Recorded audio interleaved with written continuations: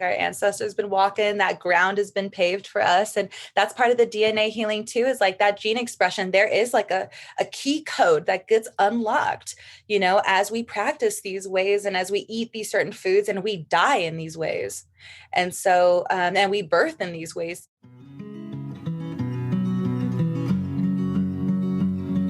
Hi, friends. Welcome to the Medicine Stories podcast, where we are remembering what it is to be human upon the earth.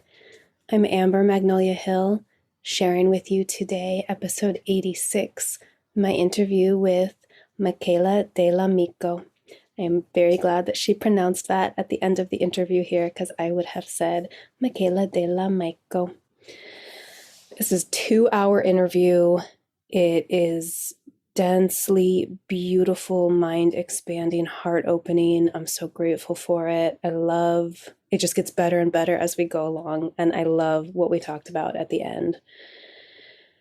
The Patreon offerings that go along with this, there's two. One is an offering from Mikaela, one is an offering from me. Mikaela is offering a 50% off coupon code for 2 separate video teachings that are available on her website. So the website is linked below, but the coupon code will be available at patreon.com/medicine stories for patrons at the $2 a month or above level. Thank you. I love you. The first video is a ceremonial mushroom drinking tutorial. This is how Mikaela and her folks hold space when they sit with psilocybin. Looks incredible, and I think I'm going to need it for myself. These are both $44 on the website, so they're going to be $22 for you with this half off coupon code. The second offering is a yoni steam guide through, how to prepare a steam, how to do it, what the benefits are, integration stuff. You can read more about these on the website that is linked below.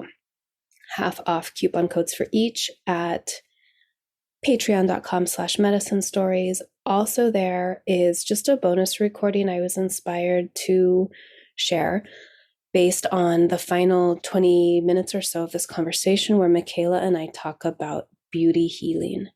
And so I share 2 stories of really negative health impacts in my life from trying to keep up with modern beauty standards and suppressing my feminine flow. I also end up sharing about which beauty products I use. They're minimal and absolutely non-toxic. And so I link to all of those in the description there as well on Patreon. In this episode, Mikaela mentions twice the recent episode that I brought back. So I just, in case anyone missed it, thought I would let you know that that's episode 85 with Sean Padraig O'Donoghue, which is the most correct Irish pronunciation that I am capable of. Okay, that quick, that good and easy of an intro. This interview just blew my mind, and you hear me say a number of times how much I love Mikaela's Instagram, so check that out too. The teachings just overflow abundantly there as well, and bless the folks bringing this medicine back into the collective consciousness. It feels so imperative to me, especially during these times as we stand at this crossroads where the human family needs so much healing, such deep, profound healing, and healing in our relationship with the earth as well, which is something that psilocybin has certainly provided for me and many others. Okay, that's it. That's good. We do talk about a Kickstarter at the end that really has me lit up. It's for books, 2 books, one about pregnancy and psilocybin use, very much looking at the science here and safety, which, by the way, Mikaela's ebook does as well. So we don't spend a ton of time on that in this interview because, we just be like listing citations and a bunch of science terms, and that's not what this conversation is for. But in Mikaela's ebook, which we mention and you can find on her website and is linked below, it's called Entheogenic Earth Medicine Assisted Motherhood. all of that is cited, and a lot of the citations come from the woman who is doing this Kickstarter to bring more information forward about the use of psilocybin in pregnancy. And the second book is about psilocybin mental health and teenagers, which is an issue very close to my heart and to the heart of anyone who loves and knows teenagers, especially through COVID. So you can learn more about that at the end of the episode, and down in the show notes is the link, as always. Okay, get ready. You're gonna love this one. Welcome, Mikaela. We have already been speaking off camera for 20 minutes.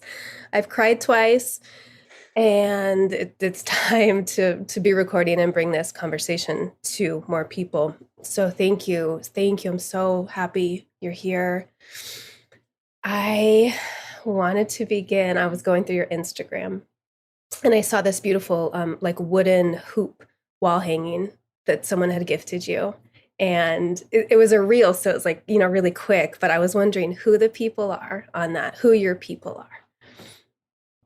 Ashe, thank you so much for being so vulnerable on such an amazing platform.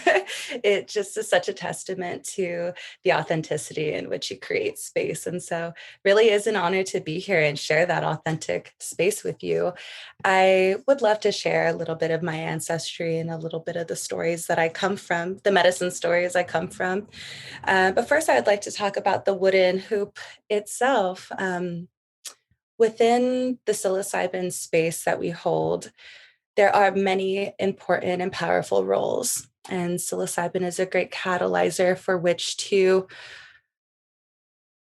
relate with each other and the elements. And so one of our dear participants and holders in our medicine ceremonies is a man named Pete, and he's our fire keeper. And a fire keeper is a very esteemed role within the traditional layout of holding sacred circles.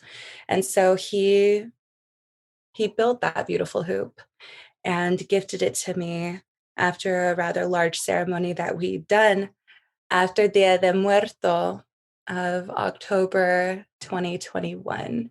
And so it only felt right that my ancestors were to be gifted that hoop. And within that beautiful sacred hoop are ancestors from both sides of my family. So I'm a multiracial, Black, Afro-Indigenous, Indigenous Mexican, Italian immigrant, amalgamation of a love story across the many waters of the earth. My mom was born and raised in the hilltops of a little town in Italy called Acca di Foggia, where she lived on a piece of land that didn't technically belong to her family. People just lived on land and no one really owned land there. And so she was raised by her beautiful grandmother, whose birthday is August 13th. My mother's birthday is August 13th. And my due date was August 13th. All would have been born on Friday the 13th, which in Southern Italy is a really wonderful gift. And it is a privilege to be born on that day. It's quite a lucky day for them. So I'm grateful to have this blood in me, a blood that really knows the soil and that speaks to plants. And I know you spoke so beautifully on the podcast that you've just re-released about being in communion and communication with plantitas. But, for that side of my family, we go back in Southern Italy for as far as we can remember. There are cobblestone streets there. Everyone is related. And so, my mother's mother is a keeper of the vines. So my mother's name is Lavinia. She's still with us. My mother's father is from an olive oil family, and his mother is on my altar. She's a woman, like I said, raised my mother but also visited her after she died. So my mother was the first person to know she passed on because she visited her at the foot of her bed moments after she crossed over. So my mom's always been gifted in that way, through her dreams and through her sixth sense, like her motherly sense has always been really active in my whole life. And for a long time, that really scared me. And I really resisted seeing spirits and didn't really want to interact and engage with that other world because I didn't have really great models for how to do that. My mother always read tarot cards. And so growing up with my father, who's on the altar, his name was Juan Javier, he is my Afro-Caribbean ancestor whose mother was adopted by a Spanish woman in El Paso, Texas. So my father and my grandmother, Guadalupe, are both on the altar as well. My father is the reason I got into ancestor worship and ancestor stewardship because he passed when I was 14. I have an intimate relationship with death because I've watched the most important people in my life die in front of me. And the mushrooms, definitely being master decomposers, given the gift of recognizing how death and the body and the soul are composted and regenerate into other parts of our lives. And so my father being on the altar has been a really important part of my healing journey with psilocybin, in not only recognizing how that was the beginning of my relationship with the ancestors, but also the unique pain and trauma I have around being divorced from the language of Spanish. And not to say that Spanish is necessarily an ancestral tongue, because it is still a European colonizer language, but so many of my ancestors spoke only Spanish. And to have never been taught Spanish, or to have it used as a secret language that my sister and I were never really given the opportunity to learn on purpose, has actually been one of my primary motivations for sitting with psilocybin in a traditional way, where the songs that we sing are in Spanish and Nahua, which Nahua is the language of the Nahuas, it's the Azteca, it's the language of ancient Mexico. And it's similar to the Maya. There are some key differences, but this medicine, psilocybin, they really become activated by language. And so for us that have this ancestry, to learn the language and to actually allow the gene expression to come forward with the help of psilocybin to rewrite the way that we language our medicine circle and songs, has been the ancestor healing I didn't know I needed when I first started. There's also my grandfather, who's Afro-Caribbean radio DJ from Havana, Cuba, who gives me a lot of my Yoruba and Santeria persuasion, because his mother was a practicing Santeria priest. And so, she was be doing her chicken sacrifices in the kitchen and be, doing her cowrie shells and be taking care of her community. And so her ancestry through him really helps me look at the world in a way more animated way, in a way where the rivers are alive and the ocean is our mother. And when we get fiery and strong, like, we could feel that it is an energy that's taking over our body. And it's taught me that possession isn't a scary thing, that it's a gift actually to be mounted by some of these energies and to have them work and channel through you. So that beautiful hoop carries really like the DNA codes, I think, for which the psilocybin work with me, and helps me to keep them in tow for every ceremony. I mean, some of the pictures I have eaten the medicine on a physical level. My grandfather, Antonio, I brought him to a peyote ceremony, and the abuelita gave me a piece of peyote, And because I was watching all the children, I put it in my breast, and I like, put it where the pictures of my ancestors always go in like a little journal. And I laid the peyote down and I pressed it in, and I slept with the pictures under my head when I went to bed that night. And in the morning when I opened it up, the peyote juice had left this incredible splotch all over his mouth. And I was like, oh, okay, I guess he needed to eat peyote this time.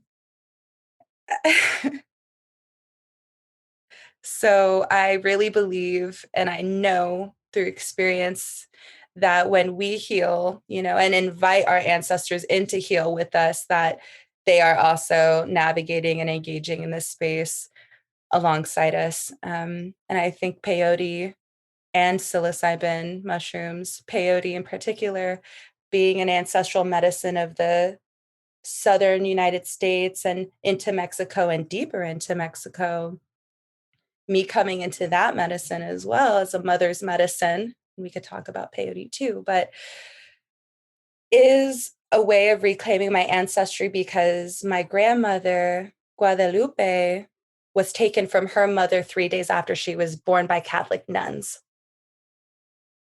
And from what we understand, my grandmother's mother is an indigenous woman who was deemed unworthy or unrespectable and not adequate enough to raise her own daughter. And so she was taken by the Catholic Church and was given, and even within my own family, we're told a story that it was like for the best. But really, like my contact with peyote and these traditions is like she was removed from a life way that would have, changed the course of our entire family. So I very much pray for her when I sit with these medicines too. And I pray to reconnect the gene codes that connect me to the peyote territory and our what we've been gifted as the responsibility of ensuring that these medicines stay sacred and that they stay populated on the planet, because peyote is very endangered right now. So thank you for asking about my family. That was possibly the most beautifully answered question in the history of this podcast. You like really tied it all in this hoop-like way. The medicine is the circle. The circle is the medicine.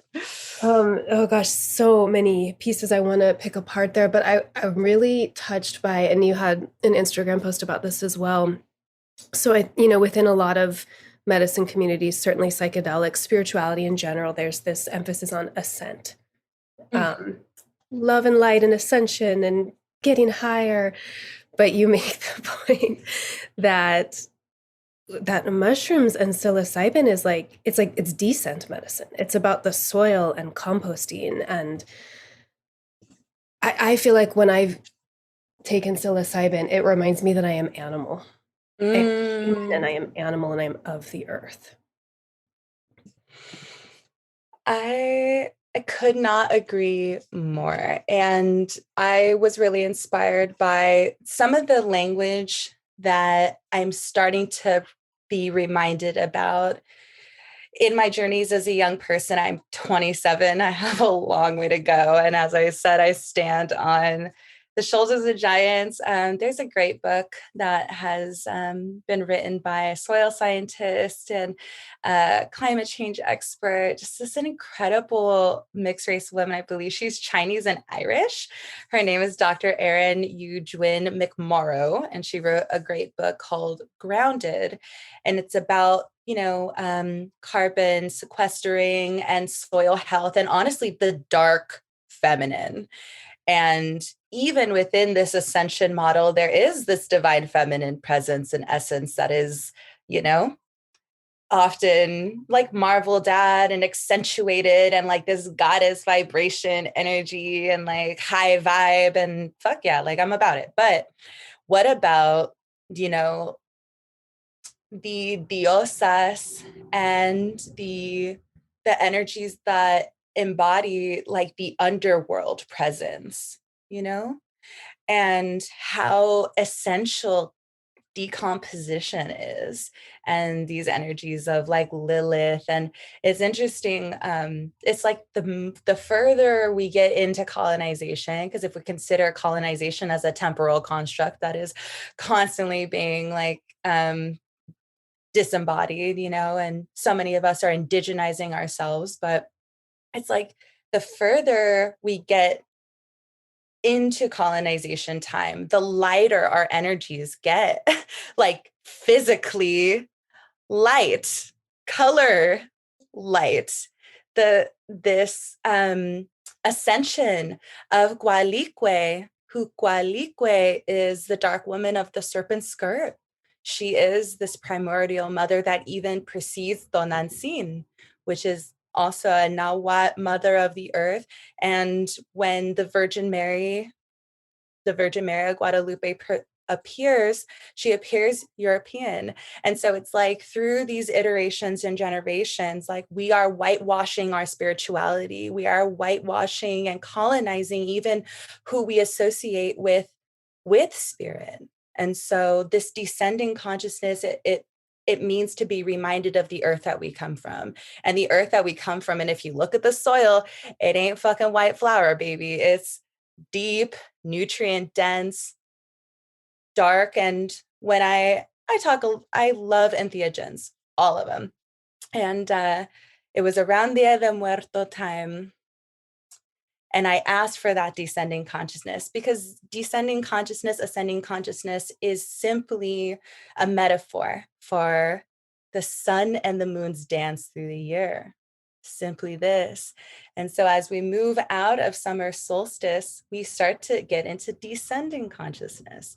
You know, so there's room for both. I'm not saying like we can't have one without the other. It's like that's how we got into this imbalance to begin with.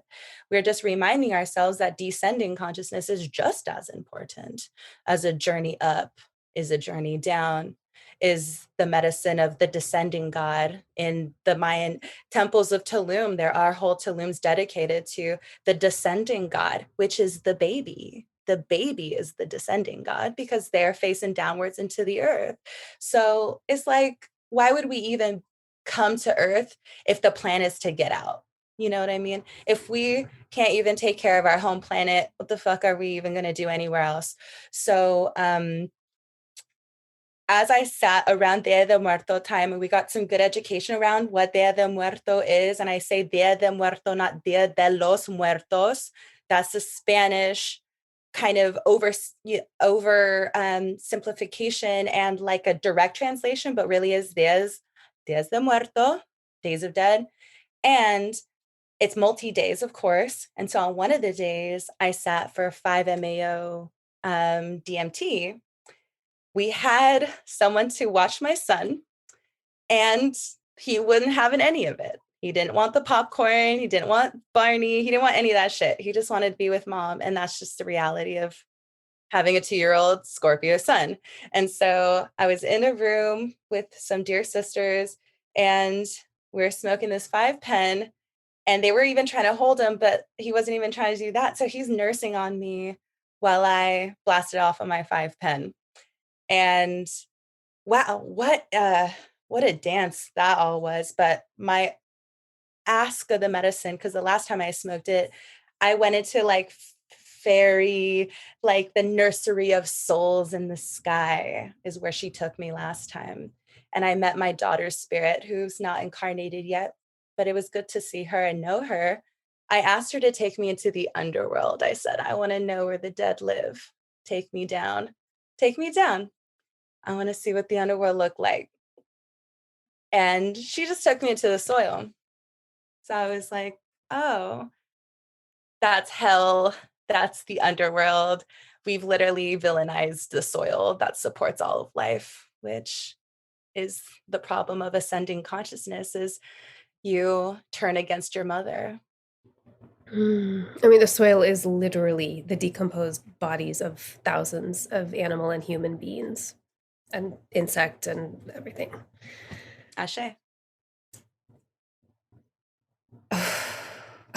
Okay. Descending consciousness. Yeah. So it's like the older we get, the darker. and the more nourished and the less sanitary. And I think we could bring a little bit more of microbiology back. We've been in a war against the microbiome in our body, out our body, sanitation above happiness. And life is messy and life is beautiful and life is woven by this mycelial network. And that's honestly part of descending consciousness is how do microorganisms and the mycelia organize themselves and the consciousness that they offer, you know? And part of the descending, consciousness is about learning from mushrooms very intimately in a way that we become like mushrooms ourselves and mimic the way that they function and share information and data with one another without borders and without fear of not having enough. My oldest daughter's name is Mycelia, and I went into labor with her on August 13th. She was born on August 14th. And I think we both became mothers at 25 as well, it sounds like. So this is, I'm so, I don't even have language for how it hits me when I hear you speak about integrating entheogenic earth medicines with motherhood. It's like, of course. Oh gosh, of course. And fear of how the overculture is going to view that. Okay, so I don't know this question yet, and this is like a basic early question. How did you get into this? When did you start using psychedelics, and at what point did you realize, motherhood? Right. So I had my first LSD journey at 19. Definitely broke me wide open. Also an ancestral medicine, ergot, right? Contaminated rye wheat. I call LSD a plant medicine because of that. And because it's derived from this fungus that grows on wheat. In Europe. And it's like, look at how many people, white people like LSD. It's ancestral. It really is. And truthfully, it was through midwifery that we even found LSD because midwives were giving women that were in stalled labor 3 intact ergots and pushing labor forward. Contraction. Yeah. Plant. So this is where Albert Hoffman is deriving his psychedelic education from the birth world. That's right. So from uteruses. How is there ever a separation? Anyway. Yep. So yeah, I had my LSD experience and then I found psilocybin shortly after. And I don't know if anyone's taken LSD, they might also feel the same way. But I felt like after my big journey, like I really wanted to just get my hands like in the ground because it's very heady, could be very synthy. And so my body didn't really respond well. Like I feel like I couldn't do that every day. But when I met psilocybin, oh my gosh, she just called me right back home. And she said, I am so glad you found us because we've been waiting on you. And in such a motherly way, just fucking wrapped arms around me. People were like, don't look in the mirror. I did. And for the first time, like recognized the beauty that I am beyond what people had ever said about me. I was, the survivor of really intense bullying. So I never knew that about myself. I never felt that way. Called my mom. Mom healing began day 1. And I eventually sat for my mom on her 50th birthday, gave her dose. And that was an incredible uterine bloodline healing right then and there for just her to get the aha moment and out of her suffering, really find a sense of thriving. She's since cleared her alcoholism and no longer takes antidepressant medication because she microdoses every other day. So she has weaned herself off of antidepressants that she's been on for like 10 years. So I just honor and praise to my mom because she really is like a living testament of the power of this medicine for mothers. I became pregnant with my beautiful partner of 5 years. I moved down to San Diego to be with him. and I was on an LSD journey. I took two tabs. It was a little much. So I called him and was like, could you sit for me? Because this is a bit much. And so while he slept, I continued to vision with him while he was sleeping and realized this is the place that we're going to create life. I didn't even know that's why I came down here. But this land is fertile, and so is this relationship. And it was like in the LSD mindset that we created that vision. And so it's been with me every step of the way, and entheogen, one or the other. And so when I finally became pregnant with Martin, we conceived in New Orleans, funny enough. We had a wild night. I flew out the next morning. I tracked my cycle and I knew he shouldn't have, but I said it was okay. But sometimes we let it happen in the heat because there's someone behind us that's like, it's okay. And I'm like, okay. So I flew and I landed in NOLA, conceived there on Valentine's Day, the day 14th, and then flew back like 2 days later, pregnant.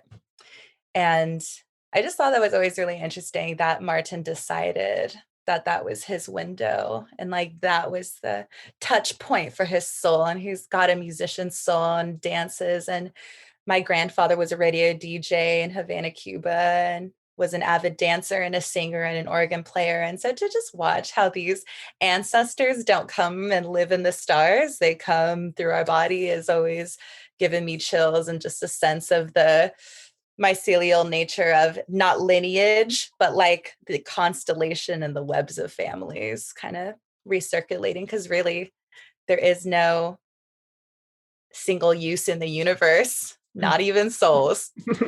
So I became pregnant and I was suffering with alcoholism like a mother. I definitely was a heavy drinker, and my partner's Irish. So beer and whiskey is like how we built a lot of our relationship. And I'd still be sitting with plant medicine, but I was faced with this like, well, what am I going to choose? Like, am I going to continue journeying through alcohol?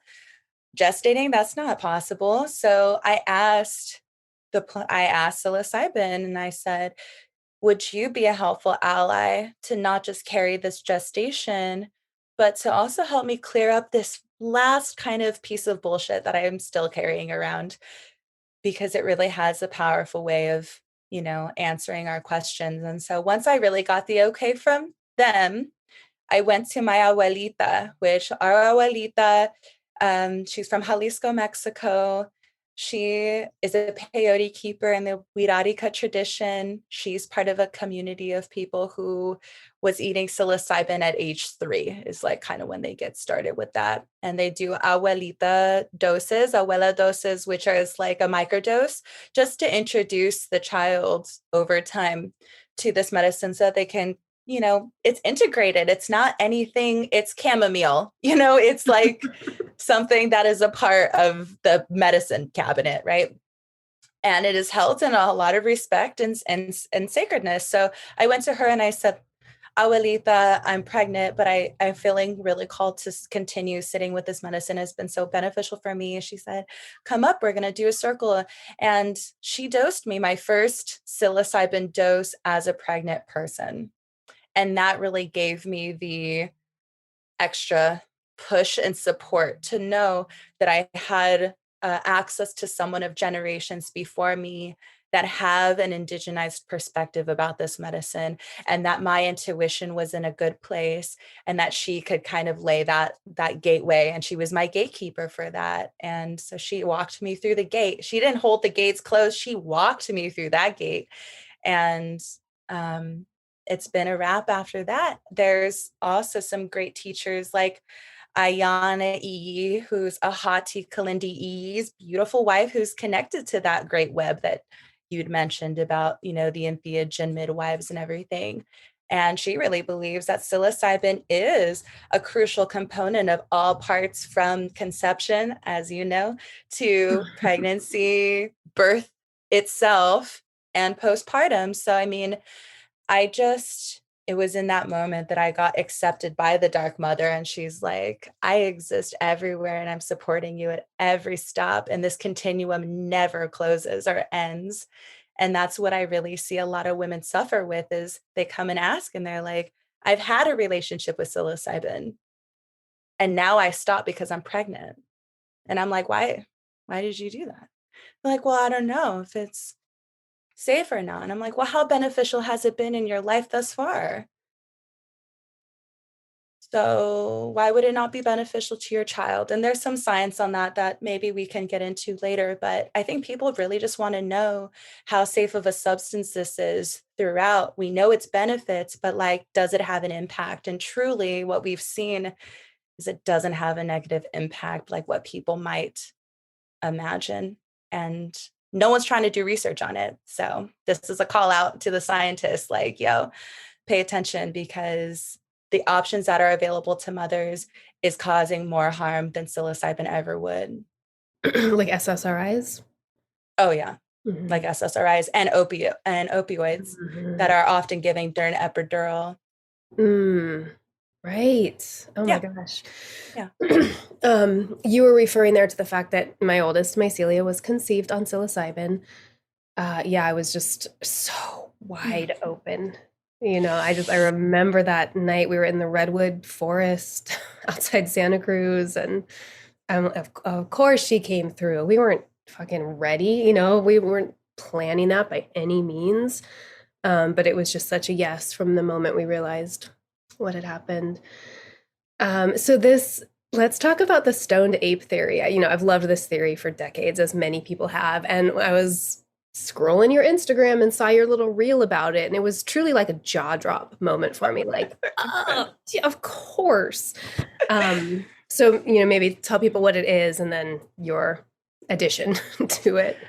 So funny enough, Terence McKenna in his book Food of the Gods, he never ever called it stoned ape hypothesis. Right. It became kind of like a dumb down of the overarching idea that he credits this massive leap in consciousness that happened 40,000 years ago to primitive man's contact with psychedelics, So this is something we predominantly. see in like the archaeological evidence is, we were just kind of animals. We were human animals, but then suddenly culture explodes around 40 Boom. years ago. We, for the first time, began living in a world of our own creation, like symbolically and physically. We started to manipulate reality. And like, what the fuck happened 40,000 years ago that triggered this? And so Terence McKenna in Food of the Gods says this is a hypothesis. It probably could never be proven, but maybe it could.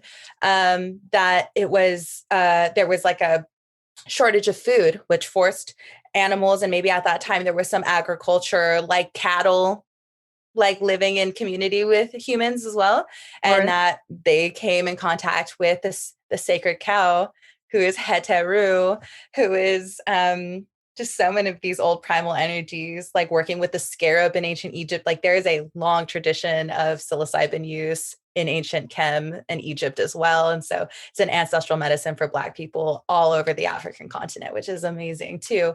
So 40,000 years ago, before the migration from Africa into Europe and Asia, we have psilocybin over and over and over and over again. And what does that produce in a population? Of course, mutations change, epigenetics change. What a lot of these scholars and in the psychedelic field kind of mention is that there's like adaptive abilities changing among like the male population, that in smaller doses it increases like visual acuity and makes you better hunters, that you are like more sexually like viral,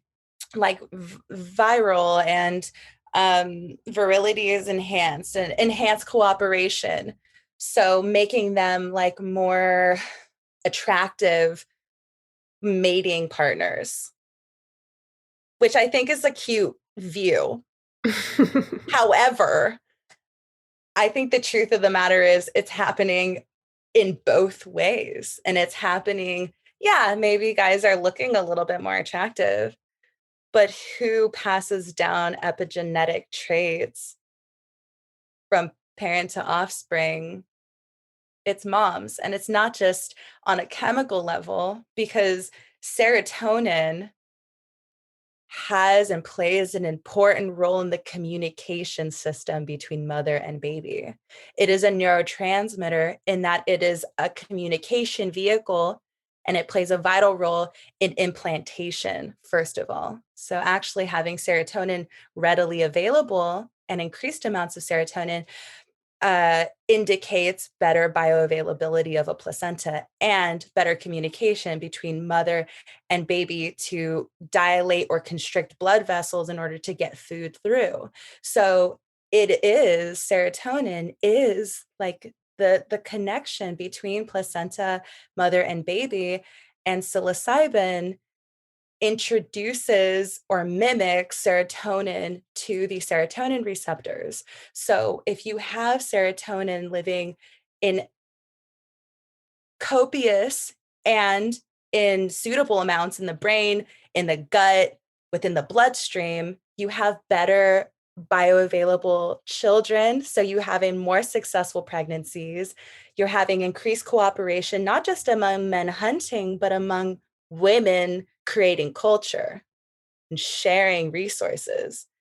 And you have happy, sustained, balanced, cortisol low gene expressions that are now being expressed in personality from the mother to the baby. So there have been some other podcasts that I've talked about postpartum depression and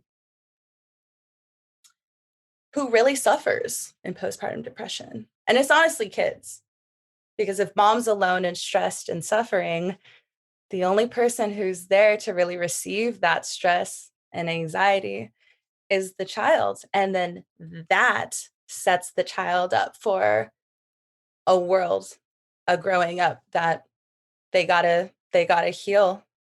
And so the stoned ape hypothesis really has kind of missed the mark, in my opinion, on the vital role of mothers ingesting medicine from conception through pregnancy, postpartum, breastfeeding, and beyond, and bringing children into psilocybin. You think they were tripping? You think they were like, oh, is my kid too young? Because that's always a question. Oh, like how young is too young? And it's like, well, if you were born out of psilocybin, like -9 months, so it has marked every rite of passage is the integration of a particular plant medicine, because really these rites of passages are gateways to next steps and levels of not just your own personal consciousness, but your role within community. And so this stone ape hypothesis is like, I just think it's a great place to begin this conversation of mothers reintegrating psilocybin into all parts of gestation, for the possibility that if psilocybin brought us into the world of the symbolic and that huge leap in consciousness forward, perhaps that is what is necessary for this leap in consciousness that we're going to be asking for this next step of our human evolution with the world and its coming challenges. So if I'm understanding correctly, it's sort of maybe lessening cortisol or stress and strengthening serotonin or happiness and bonding. And also, what I see as so important with psilocybin use is neuroplasticity, creativity, intelligence, curiosity. And looking at the way that just education is created in our world and how children are reared up, to pretty much get lost of their creativity and to be kind of like coerced into a thinking mind, or a mind that operates in a particular neurotypical way, and with this invitation of increased serotonin, that definitely disrupts our participation within this system, but instead grants us other gifts too. Like, it might sound a little weird, but telepathic communication. We still don't even know how these ancient sites were built. We don't even understand these monolithic structures. And because we're not in the mind of the people who constructed them anymore. Like we've been actually in a de-evolution process for a long time, and been just kind of forced into a rigid way of understanding the nature of things. So, these ancestral medicines, as I said, beyond and older than ancient Kemet, but deeper and further into Africa. And then there's this great book called They Came Before Columbus, but there is an African presence in South America before Columbus's ships ever came through. And we see that in the Olmec heads. And they're very Africanoid. And so if there is a relationship with psilocybin in that region of the world, and psilocybin and mushrooms are the oldest organisms that we really have on the face of the earth that predate and set the foundation for all the other plant medicines. So it's like, this is like the great, great, great grandmother plant medicine. We call Madre Ayahuasca grandmother, but psilocybin and even the amanitas, like they are the great, great, great. They are the Coalicue, they're the Tlahtecutli, like they are the ancient ones. And so they are moving through South America, and their integration on a whole societal level is what is creating the great civilizations that we currently do not understand. So it would be nice to return to a frame of consciousness where we can connect mothers into leadership conversation because of how important the role is within mother in the society and creating great civilizations. Great civilizations, they rise and fall, and it's always the patriarchal ones that rise and fall. The empires of Rome, we're in an English empire right now. Like this is the extension of the English empire. And the first thing that really had to happen was the removal of women from land in order to accomplish this. And now we're living in this culture where mothers are removed from their babies at birth. And there's so much disruption happening in our institutions between parents and children. And like we know, we're mammals. We're meant to be together. We're meant to be bonded. This is how our greatest gene expression comes forward. And I want to talk more about gene expression. You had written to me, it is the deepest gift to remember and shift my gene expression to my truest state. Gotcha. Yeah, I mean, like, yes, that's what we're here for, but what does that mean, and how are these plant medicines helping you do that? I spoke a little bit about it earlier when you asked about ancestry, and a lot of us talk about, I want to heal my ancestors. I want to heal my ancestry. I want to break ancestral trauma. I want to clear ancestral trauma. In my view, the way that these medicines have really showed me clearing ancestral trauma is to return to ancestral ways, to accentuate the beauty that our ancestors would have seen in the world, whether that's making our own food from scratch or growing our own food or returning to our ancestral languages. So particularly within the psilocybin space, and this can be shared for anyone of any culture. We all have a mother tongue. Not all of us are English. And so what we can, and as you mentioned, this neuroplasticity becomes available to us is by practicing our ancestral languages under the presence of psilocybin. Oh yeah, you said something about that earlier, that like the psilocybin, I forget how you word it, but it like is activated in the presence of language, or I wanted to ask you more about that. So this is part of the world that is created 40,000 years ago. There was no written language, right? There was oral tradition. And so in that shift, we actually see the beginnings of the creation of two-dimensional art. This is our first language. And you've seen those beautiful cave paintings with like the hand, and then they're blowing like pigment all around the hand. And they've got these beautiful animals and figures of, and that's how we know that they're tripping in these caves, is because these animals don't exist. Like these animals aren't animals that you would have found like within the records. And so it's like through language and naming and vibration and sound that like life begins to keep a record of itself. And so we keep an ancestral record through our names, for example, right? Like my ancestral healing line is, you know, myself and then my father. A big ancestral healing connection with language is the languages our ancestors choose to call themselves, and mending the broken bones of who they thought they needed to be in order to be successful. Like my father, for example, who I knew as John Xavier Valentino, who, when after he died, I found his birth certificate, and he's been a Juan Avier his whole life. So psilocybin really, with language, movement, art, music, the arts, creativity, the very thing that has pretty much been pulled out of education, to the very thing that gives everyone life and connects us as a community, is the very way that our ancestors can receive messages, you know, and can be felt and can be communicated with.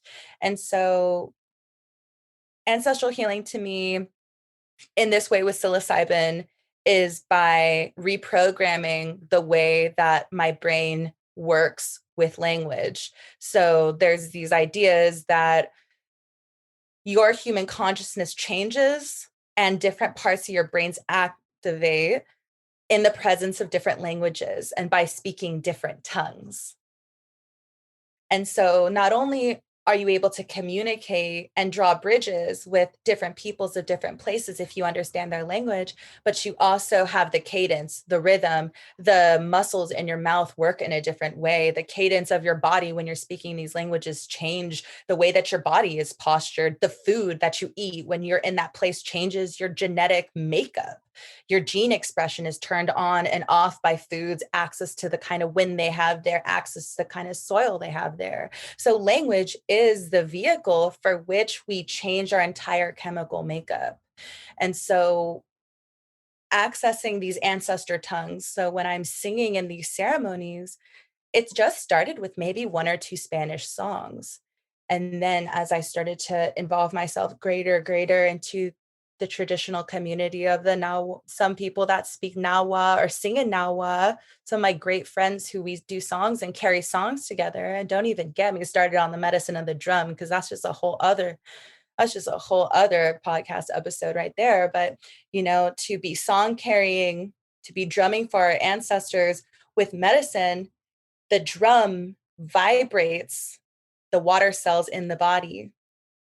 And so it causes a very visceral reaction. I mean, we think about sound frequencies and sound therapy. The most basic and the first instrument is the drum, right? The stomping of the hands and the tapping of the feet and the knocking of our body. I mean, this is our mother's way of soothing our central nervous system. And so whenever someone is having like a hard experience through this space, we go to them and we just tap them on the back and we hum. And that's a mother's way of being in medicine space. You know, it's the same way that we would soothe a baby, is the same way that we would soothe someone having a dramatic episode on psilocybin. I always say I've seen 300-pound men be rocked like a baby in medicine space on 5 grams and just be, you know, just like as content as a cat in the sun. So it's like, I just recognize that these ancestral bonds that we have to the most basic and most primitive ways of relating, going back to the source code, which our mothers lay out, our mothers lay out, and returning to the ancestral tongues and the languages that this medicine understands. Like as your daughter has some ancestry with the Mazatec, for her to even learn enough to say a prayer to the ancestors, as you know, on that beautiful podcast. I'm so happy you brought it back. But there was so much about language even there. Mm-hmm. It shapes the way that our brain functions. So if we can't have a brain similar to our ancestors, how are we ever going to communicate with them? Mm-hmm.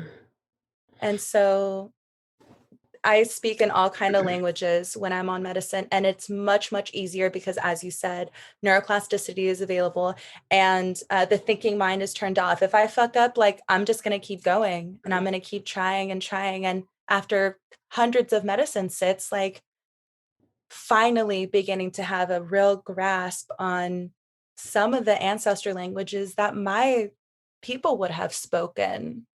So, it's tremendous how much language can do, how much involving oneself with music and movement our ancestors would have done, feet on the soil, stomping, breathing in the air, returning to the drum, and these are all held within these mushroom containers. And that's why I feel that this therapy model is not going to do a lot for a lot of people. Like, it's an amazing molecule, so you're going to have groundbreaking results no matter what.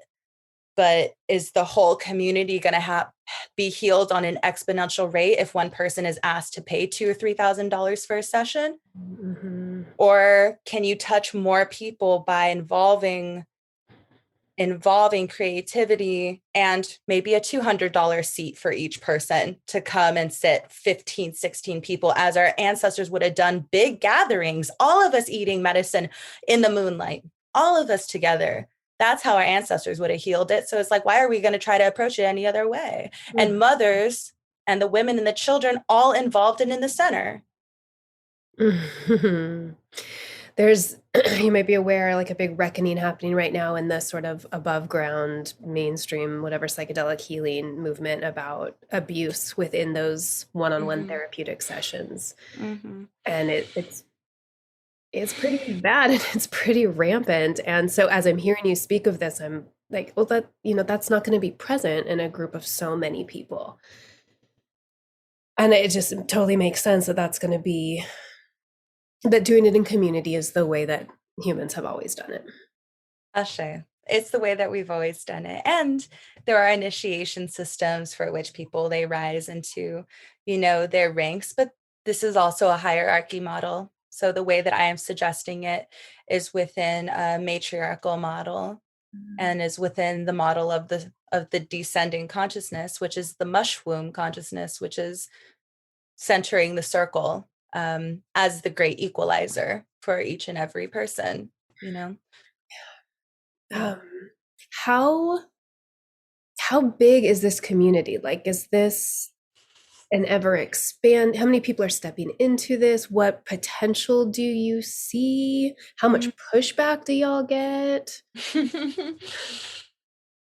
Nothing but love and support. Nothing but love and support. It's rather small, which I love, which this grassroots regional therapy, like this grassroots regional community model is, I feel, going to be the sustainable model for how entheogens are spread across the globe.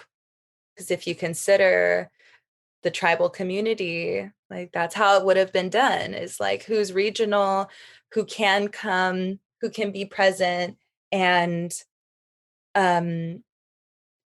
how to sit together through the changing of time is really important. So I don't see very much longevity in myself as a practitioner to ever sit people one-on-one, like every weekend, every week, every weekend, every week. Like, it's not sustainable for me. And it's very expensive to do it this way. And a lot of people make their money like that. And I want them to make their money, because a lot of the people that sit are moms who deserve to eat. And a lot of the women who sit are mothers of teenagers who might be neurodivergent and, like, they have no help at all. So it's like, I think everyone should get their bread.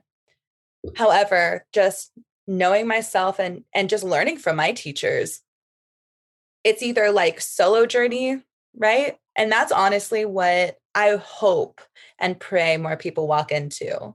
Everyone's looking for a guide. Everyone's looking for some outside guru answer person. And truly, only you can walk through the doors of your own consciousness.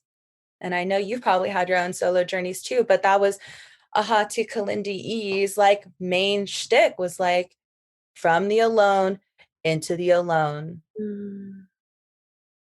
And then Ayana, his beautiful spiritual wife was like, oh, and naked, by the way. Like, Oh, that's funny because I was like, no, I never have done it alone. But as soon as you said naked, I was like, oh no, there was that one time. right. Bleeding Because all how over a can you towel. blast through into the multiverse if you got remnants of this world all Right. trapped on you? It's all Yeah. got heavy energy on it.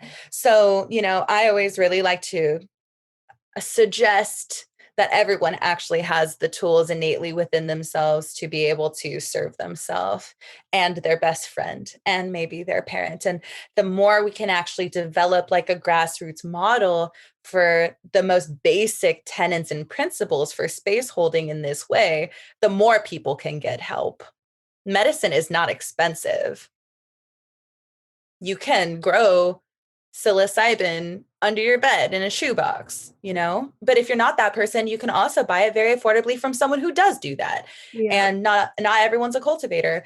So, just remembering medicine is not expensive. The earth is not expensive. It's the packaging, it's the certifications, it's all of these levels of hierarchy that tack on this supposed value. So when we sit in these circles, 15 people, sometimes 25, we only sit 4 times a year because we're moving with the rotation of the sun through the seasons. And each ceremony has within it the influence of the sun's cycle through the sky, and we can have these touch points for wintering and like really accentuate the wintering energy. And then in the springtime and really accentuate and honor the sun through its life, death, birth, recycle process. And then for those who are ready to step into their role, because that's the medicine of the circle, is like, if I'm sitting on this side of the circle, if I'm sitting on the east end, we got someone on the west end, right? Maybe they're going to want to come and start sitting east pretty soon.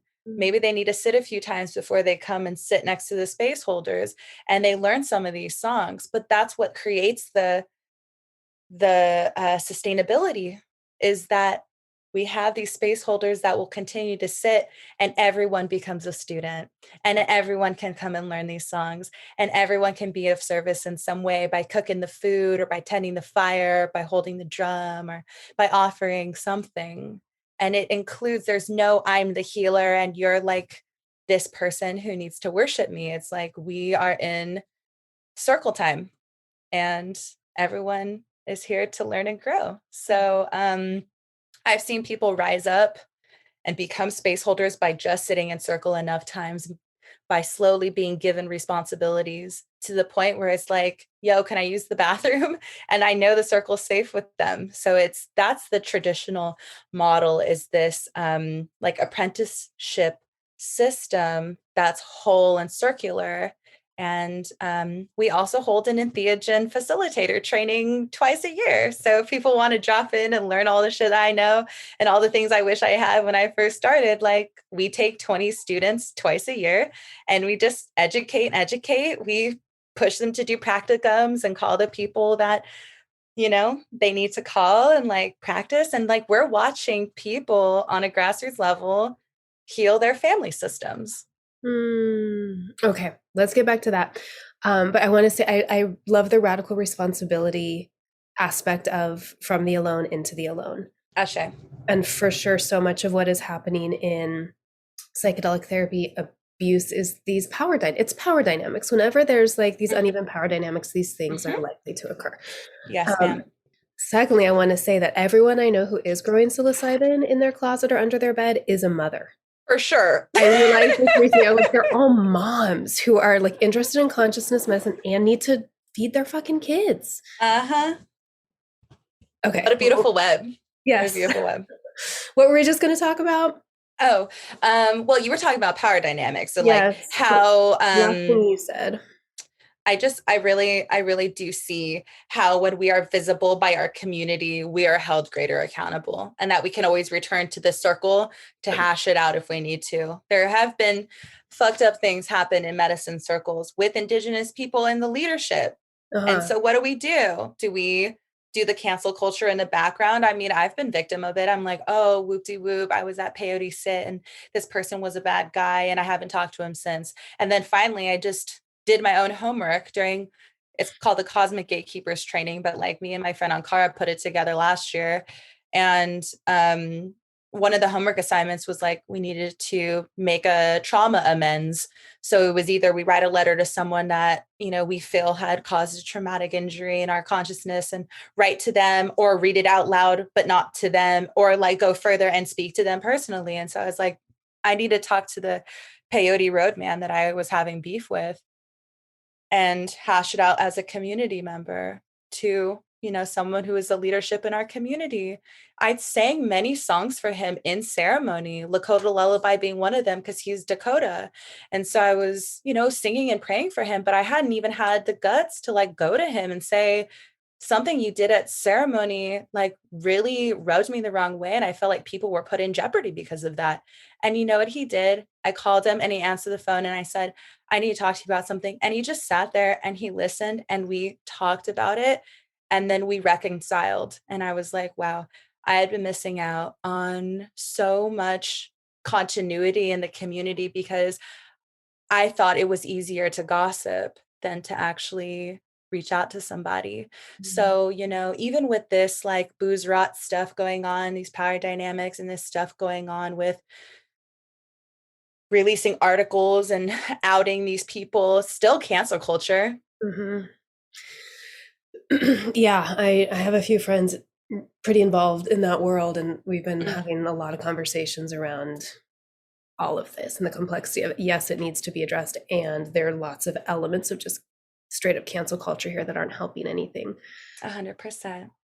I remembered what you had said that I wanted to get into, which is healing family dynamics and the healing that this is bringing into family units.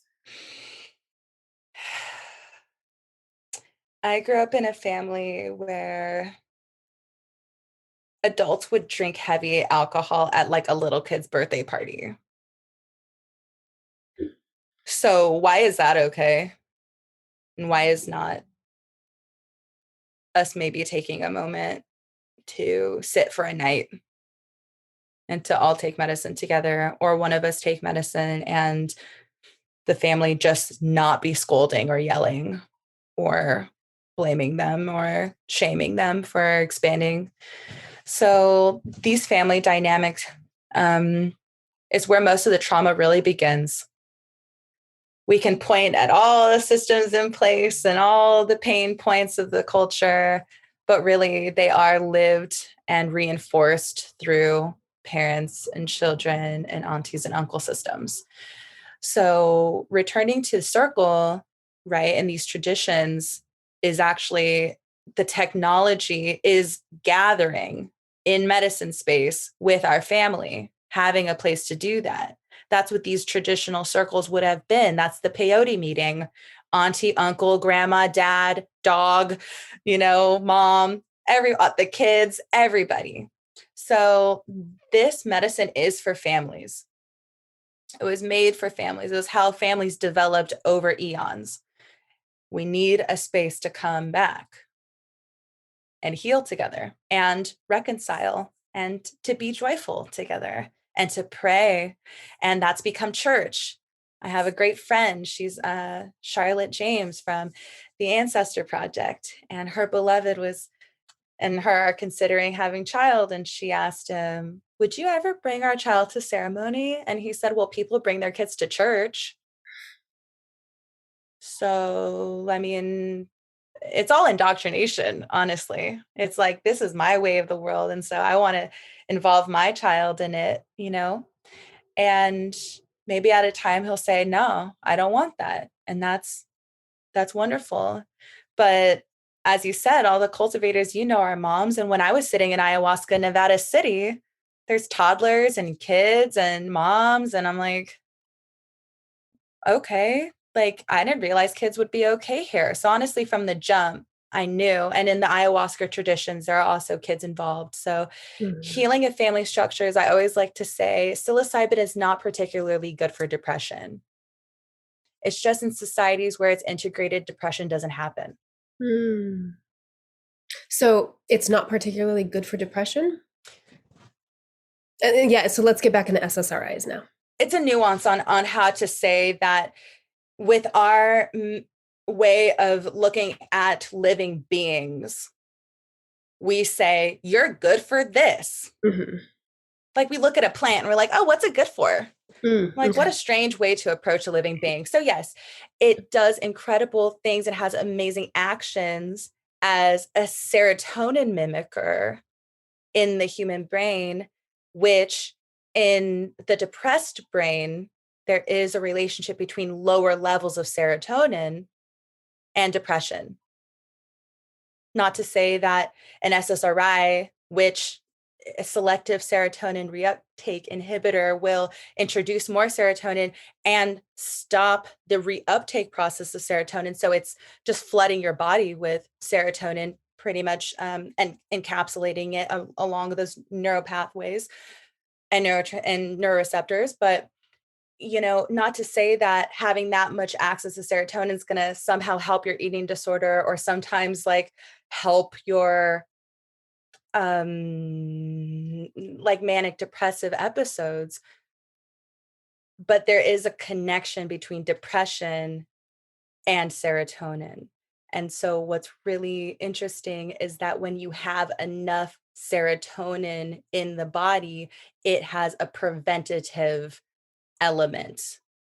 So we come to this really far place and get into the depressive state because of diet, because of these risk factors, even neonatal depression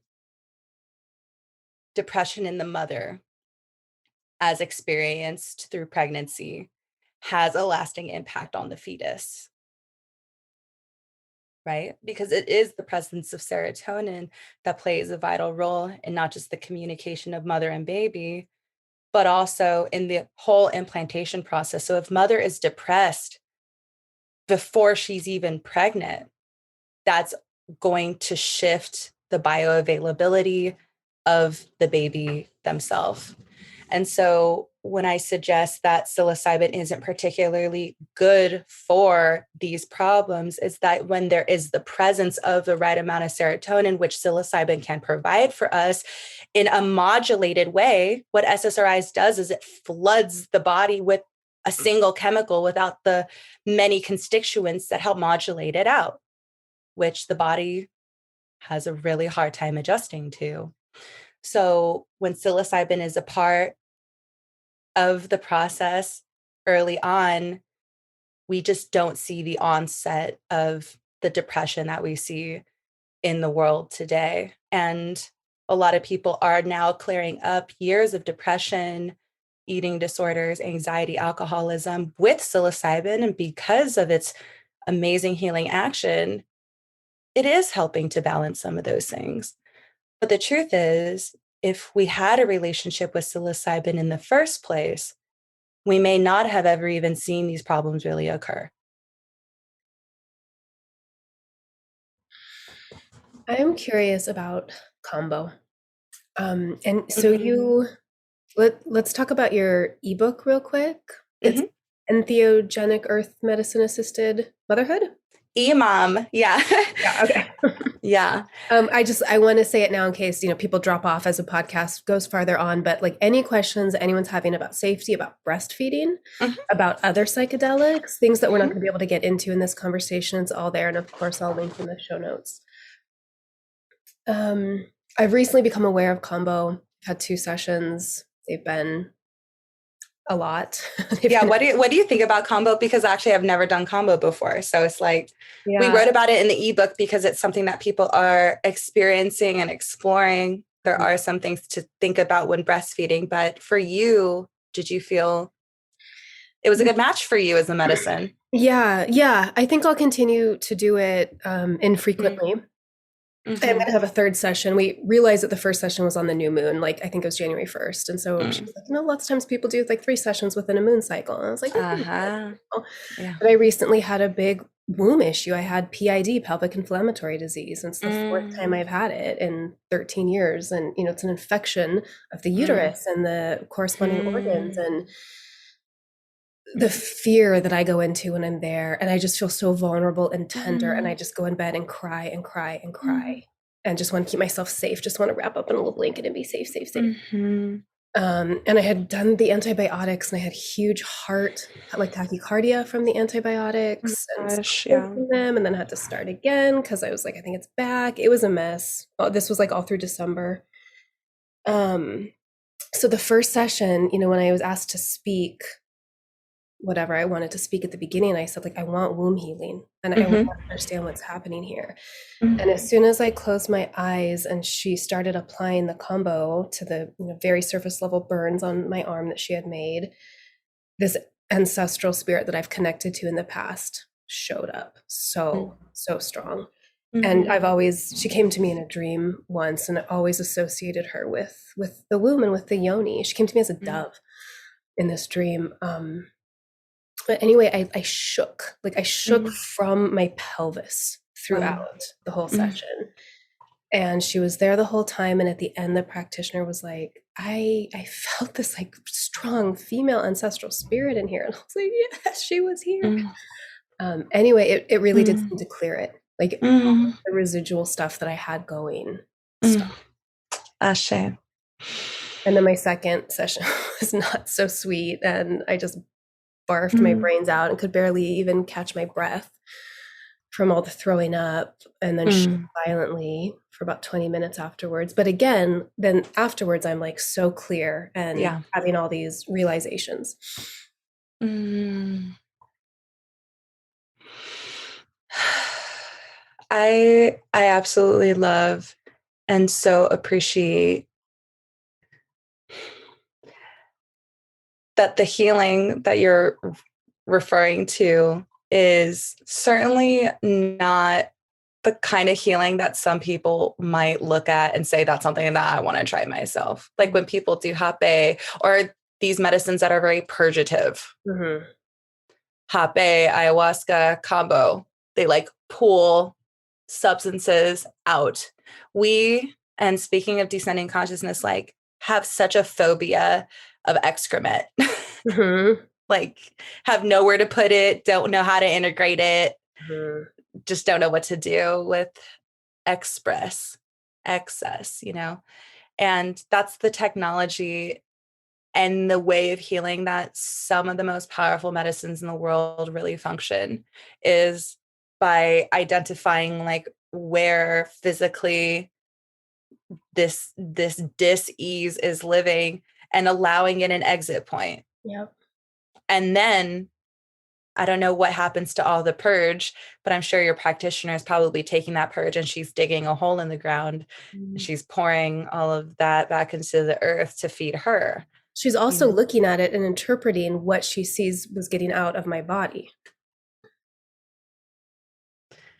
No, that's some descending consciousness right there. It's the Mm-hmm. same way of looking at blood. It's Yeah. the same way as reading menstrual blood. It's the same way as reading our baby's excrement. It's a vital sign. It teaches us and it tells us, you know, what's coming out of our body is an indication of what is in our body. Mm-hmm. And speaking of, and thank you for bringing up Kambo because I'm yet to have my Kambo initiation. I feel like that medicine, and it's funny because ayahuasca was like all around, being talked about, and it took years to really like come and sit.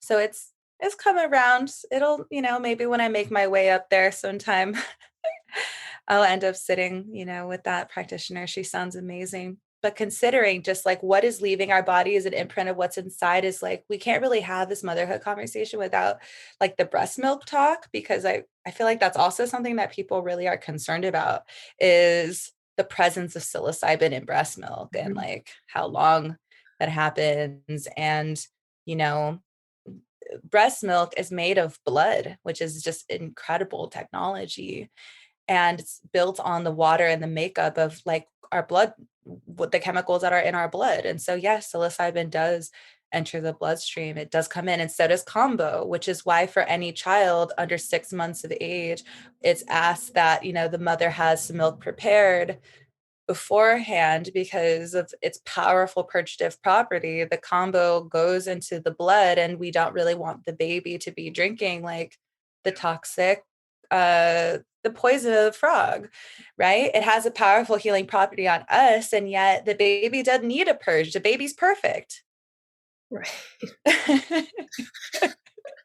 When I see babies drink ayahuasca, it's just like nothing happens at all, because they're good. And that's why introducing psilocybin so early is like, they don't have this bad trip, like, because they're just Their not. sensory gating channels are already wide fucking open. The brain that we have on psilocybin looks like their fucking brain. So, it's like they honestly either don't need it, or it's probably just going to enhance the further experience that they have. And also extremely important to consider serotonin type of, tryptamines for folks that are neurodivergent. There have been a lot of pieces of research on autism and LSD in the 1960s and 70s for ways to reconnect, language centers and things like that. And, but, it is really important to consider for people that are listening, if they really want to potentially look at psilocybin for postpartum, that the medicine is going into your breast milk and we get to decide what we do with that. Like, we don't have the hard science on how long exactly, because no one's done that research yet. And I've been really trying to put together like some grant writing to get that kind of research put together, because some people need to be legitimized. Like, they need these ideas to be legitimized by Western science. And as soon as that does happen, I think it'll become a way more viable option for a lot of people facing postpartum depression. I will say, though, is that psilocybin is absorbed and then leaves the body at a very quick rate. So it goes in through and is processed through the kidneys and leaves through the urinary tract. And all traces are nearly gone in 24 hours. So it's an incredible medicine also for people like in the military. So I serve a lot of military people and like people that, feel like cannabis is something they would have leaned into, but like can't because they get drug tested all the time. Same thing with mothers. It's really ridiculous, but some mothers are still drug tested. And I think that's just hot garbage if the dispensary looks like the Apple store. But I really just feel like psilocybin is not only like safe physical levels, right? It doesn't introduce any more serotonin than is already present. It just mimics serotonin. So you're not actually adding excessive amounts of serotonin into the system. And we do know that through some research, psilocin was injected into rats, and we found that it did cross the blood-brain barrier, but the concentrations of psilocybin and psilocin were much higher in the mother than in the fetus. So the placenta did a really wonderful job of creating like a nice break between. So, speaking from a place of, I took 3 grams at 6 months, like that was one of the most important touch points to prepare me for the fears I had coming into the birth scene that I feel like I would have encountered anyway, but I'm glad I got to encounter them ahead of time than to have to bring them onto the birth stage, Oh, that's making me think of these psilocybin trials with end-of-life patients and how it dramatically decreases their fear of death. Even someone like me who like couldn't wait to give birth, loved it, had a wonderful first birth. I was scared going into my second birth 10 years later. No, I trusted my body. I really did. But it's kind of like, yeah, I mean, it's a big fucking deal. It's like, it's totally normal and okay to have fear around giving birth. Absolutely. And, that end of life, it's like every time we go and we eat the mushroom, like we get a glimpse at what death can be like.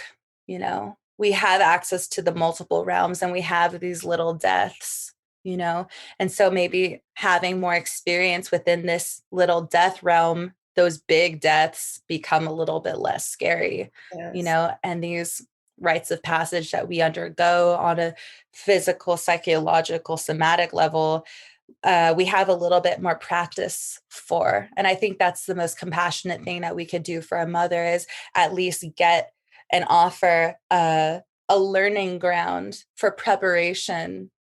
And I always say that, I was so well prepared for the birth experience because of how many times I sat with psilocybin.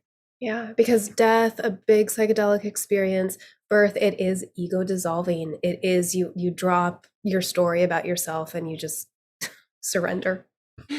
And sometimes you just got to sit back and watch because you can't control always what's happening in the entheogen experience. Sometimes like you kind of get to sit in the back seat of your own consciousness and watch your body do things you didn't know. And like, that's kind of the traditions around like possession and things like that, is like, you let spirit move through and you watch spirit move through you.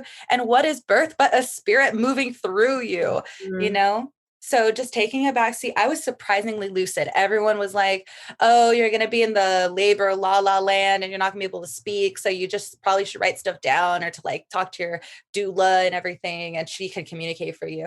And I'm literally out there like 10 centimeters talking like I am to you right now. Mm-hmm. So just amazingly, you'd be surprised the more practice you have, the more lucid we can be in these big dramatic moments like death. I love the story, and I know we're over, but it's like, I love the story that Ayana Iyi tells about Ahati, her husband, passing on. So he's a psychonaut, just an amazing African universe, multiverse explorer. And I'm talking like 50 grams of dried mushrooms. So high doses. And just went out like a G, she said.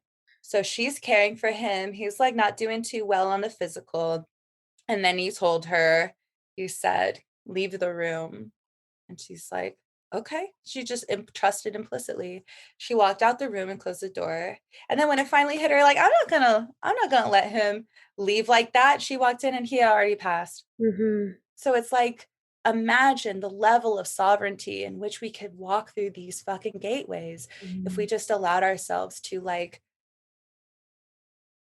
have that level of power and have that level of choice, that we are not victims, that like we choose every moment of this path. And from the birth room, how we want baby to go in, all the times I see women with postpartum depression, there was something that happened in that labor room where they were disempowered, where they felt like their voice wasn't being heard, and someone made a decision for them and not with them. And same thing with death. Imagine the level of death trauma that's happening. People not passing on the way that they feel is really just and right for them. There's a lot of people dying right now alone in the hospital. Who wants to give birth alone in the hospital, let alone die in the hospital by themselves? So I just think it really also comes back to not just a motherhood descending consciousness conversation about the way that we descend into this life, but how we descend out of this life and move into the next. The author Aldous Huxley had his wife inject him with LSD a couple hours before his death. Wow. So like this reminds me, yeah. This reminds me, I mean, I just wish I could know both of their experiences, like, but they're gone, so they can't share them and write them down. But what were those last moments like in that transition? And how do they compare? How does the after death state compare to the embodied psychedelic state? I guess we're just going to have to find out ourselves. But another Instagram post you wrote, living people eat dead mushrooms and dead mushrooms eat living people, or living mushrooms eat dead people. Dead people. Yeah, it's from a song. I just think it's a great track, a great line in a great song. And it's really true, is that like, this is the cycle. It's like the serpent eating its own tail, and that I'm just always reminded, like, the sterilized way of dying and accepting death back into the earth with, placing us into these cement boxes and then like asking for life to generate itself. And that injecting dead bodies with chemicals to preserve them. They're fucking dead. It's so stupid and so expensive and such big environmental impact. Yeah. And I'm just like, yo, let these mushrooms eat me. Like, I can't wait to go back. And that's the ancestor realm too, is like, that's the calcium and the phosphorus and the nitrogen. Like, that's the mineral family that we all return to. And that honestly creates a continuum for our soul to be reabsorbed. And I feel like there is like a gnarly disruption in that when we have these bodies that have not been assimilated and returned back to the mother. Thank you for verbalizing that. That I have my whole life had a strong aversion to both normal burial or how we bury today and cremation even. I'm Mm, always like, put me in the fucking earth. And I'm so glad natural burial is becoming a thing now. But mm-hmm, I hadn't thought about like this soul composting and like mm-hmm. full soul completion journey that can be a part of that body going in to the earth. I'm just like, don't burn me like the day after I die. That's a little much, but And to each their own. And I think that's what's so beautiful about this really interesting realm that we're in is like even Ahati Kalindi is like you don't ever really die. Like it's like a video game that you just kind of keep getting like reborn into over and over again. And you learn your lessons and you make these different moves. And but the path is always here. Onkwe Hunkwe and the Red Road and these ancestral ways have been laid down. And if we want to find them again, like then we continue to walk. And it's like our ancestors been walking, that ground has been paved for us. And that's part of the DNA healing too, is like that gene expression. There is like a key code that gets unlocked, as we practice these ways and as we eat these certain foods and we die in these ways. And so, and we birth in these ways too. I mean, consider if we have 3 or 4 generations of cesarean section in our lineage, like how much harder it is to come back from where we've gone so far out. So it's like the path is there. It's not like I'm a born of a cesarean and I'm a dope person. I'm okay. Like I'm all right. My mom's amazing, but she as an immigrant woman, like wasn't even given the tools that her mother had and her mother's mother had. So, it's like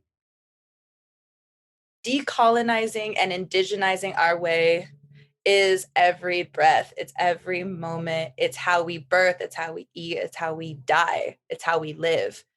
And we could be like a living offering for our ancestors that they did not give all that they gave and lived all that they lived for us to just forget who we are.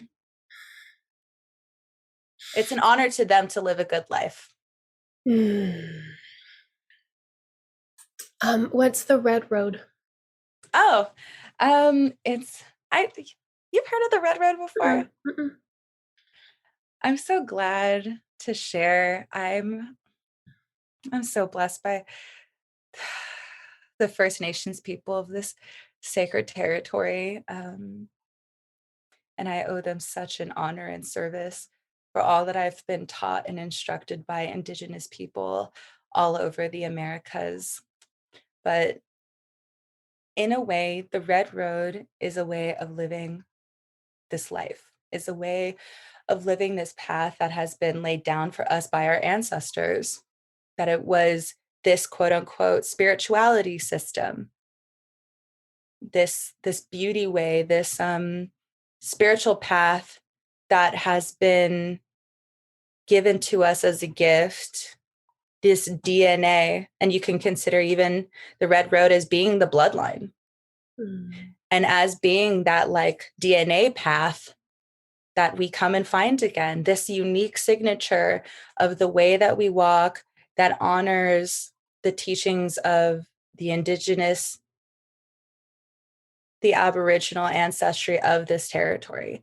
And so the Red Road for many is a return to these practices and these ways that were attempted to be stripped away and murdered. Take the Indian out of the man, take the Indian out of the woman, take the child from the Indian mother. So I walk the Red Road for my grandmother who maybe would have had a completely different life. Who knows, better or worse, but her mother's mother was living a very different way. And so I walk a red road, and many people walk a red road because it is the only way forward.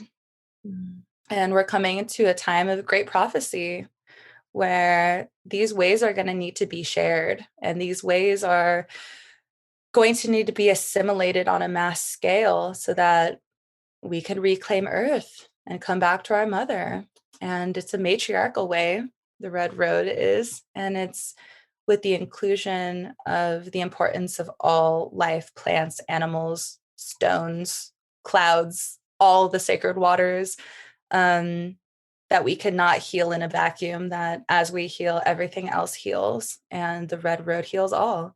So I just don't see the red road really being honored, and indigenous people really being honored within like the framework that's being suggested for how to offer psilocybin. So, I just feel that we have to call it in. I've posted about that. It's like I don't even like going to circles or eating medicine unless that is like a central part of the conversation, is the land that we're walking on, how privileged we are, and just considering how, like these stress factors of gene expression for prenatal depression includes poverty, single and teen parenting, domestic violence, stress, and how that is felt disproportionately among the Native American community and the Black community and the poor community.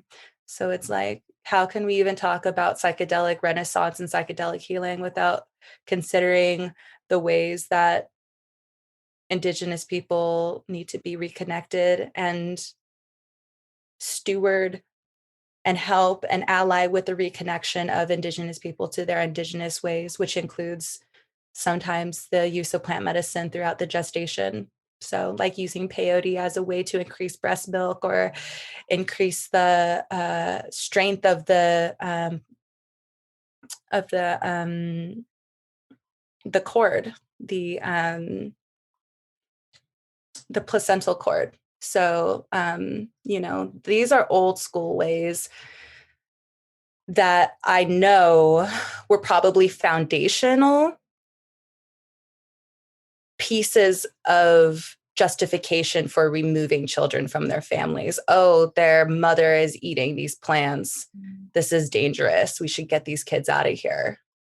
So a big part of the red road walking is like coming back to these medicines because they likely were part of the reasoning for destroying Native American people's family structures on this territory, and probably in Mexico and in South America as well.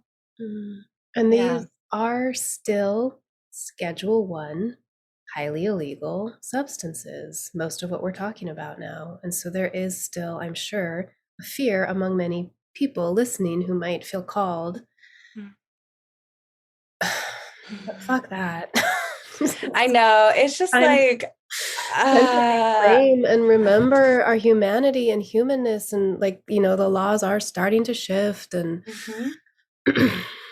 it's bringing these good stories, though, that is part of the Mhm. grassroots level of the work, for which this is what cannabis was kind of navigating in the early 2000s. We're talking about moms smoke weed, and oh, look, these kids with autism can take syringes of CBD and THC, Charlotte's Web, so there were so many stories that made this larger overarching and like unrefutable cry that cannabis needed to come back, and that the people needed to come back to cannabis. And right now it's psilocybin's time. Right now, like more than ever, like everyone is pouncing on this. And we really have so much to learn from the way that cannabis moved through. Cannabis made such a big sacrifice for us that we can, call on, our delivery service and have cannabis like brought to our doorstep, but at what cost?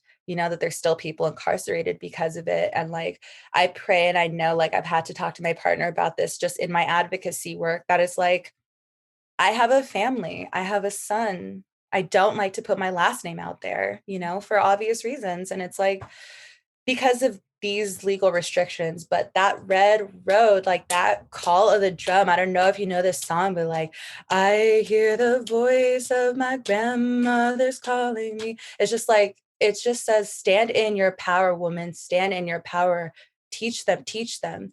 And that calls way stronger than any fear that I have about what the fuck could happen to me because of advocacy work in this space. So, it's for the mothers, it's for the grandmothers, it's all for our great grandmommies, it's all for the abuelitas, and it's all for the people that had their lands taken, and it's for all the people It's for all the people that had their life ways completely radically changed against the way of nature, out of nature, out of the flow of life.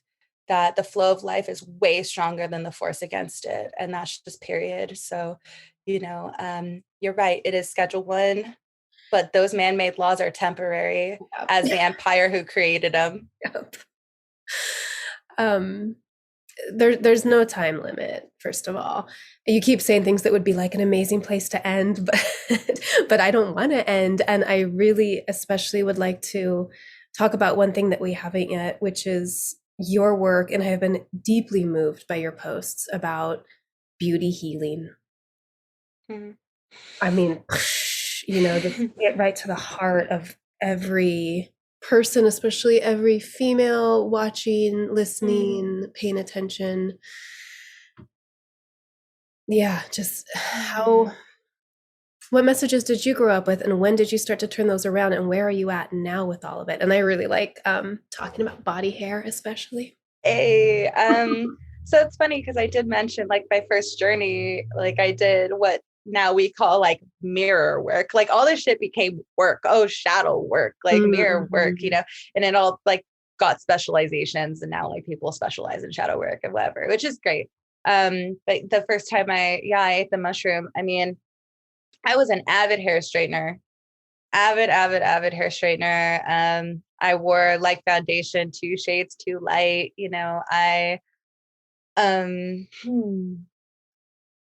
Now that you have me thinking,